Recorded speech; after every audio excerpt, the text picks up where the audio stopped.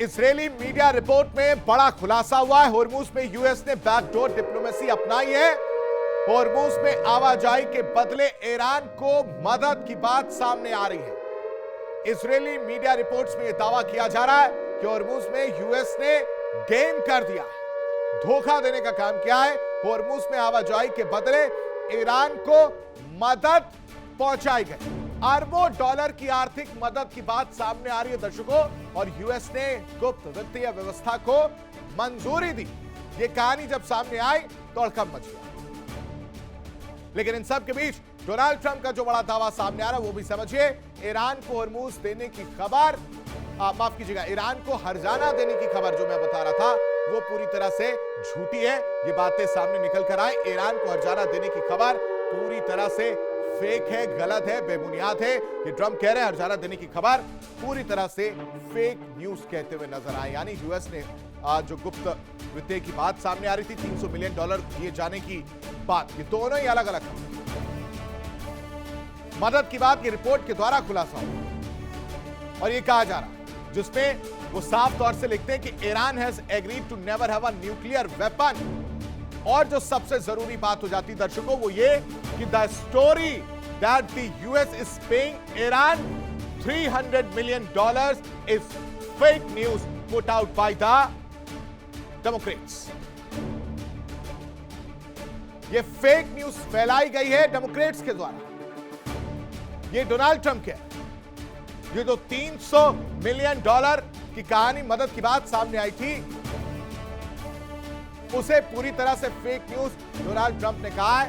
कह रही कि ये सब विपक्षी पार्टियां कर रही, डेमोक्रेट्स कर रही। अब इसमें सच्चाई कितनी है ये डोनाल्ड ट्रंप ही बता सकते। लेकिन जो सबसे जरूरी है वो है अमेरिका और ईरान के बीच 100 दिन से चाले संघर्ष की जो बात कर रहे हैं।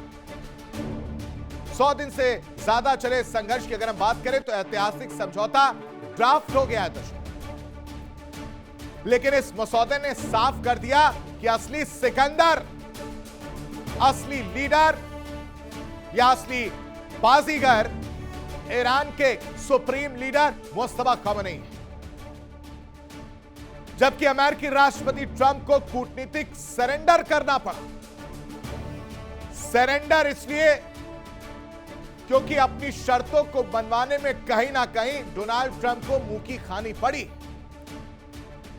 अब आपके सामने डील के तराजू, ये डील का तराजू जो है मैं आपके सामने लेकर आया हूं। अब आप समझिए किसका पलड़ा भारी नजर आ रहा है।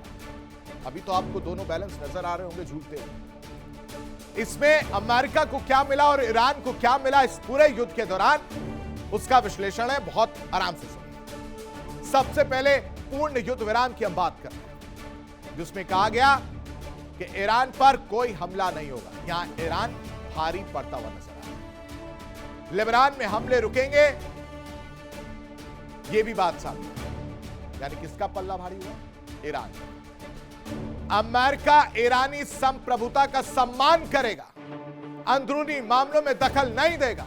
होर्मुज के पास तैनात अमेरिकी सेना वापस होगी। ईरानी बंदरगाहों की नाकाबंदी खत्म होगी, तेल निर्यात की छूट मिलेगी। और इसकी वजह से ईरान की यह बड़ी जीत के तौर पर देखने को मिल रहा है।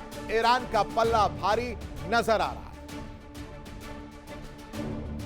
बड़ी जीत कैसे? ईरान का मिसाइल कार्यक्रम जारी रहेगा। परमाणु प्रोग्राम पर 60 दिन बाद बातचीत होगी। यूरेनियम ईरान से बाहर नहीं जाएगा, जिसके सपने डोनाल्ड ट्रंप देख रहे थे।